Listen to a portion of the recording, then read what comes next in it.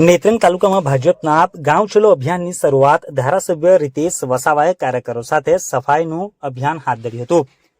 પ્રાપ્ત માહિતી મુજબ ગુજરાતભરમાં નવેમ્બર-ડિસેમ્બર માસમાં વર્ષના અંતે જિલ્લા તાલુકા પંચાયતની ચૂંટણી યોજાનાર છે। ભાજપે ચૂંટણી અભિયાનની શરૂઆત કરી દીધું હોય તેમ જણાઈ રહ્યું છે, જેમાં ભાજપના ગાંવ ચલો અભિયાન અંતર્ગત રાજ્ય તેમજ કેન્દ્ર સરકારની વિવિધ યોજનાનો લાભ અને તેનાથી થતા ફાયદાની વિવિધ માહિતી ગામે ગામ ઘર દીઠ ફળીને આપવામાં આવનાર છે।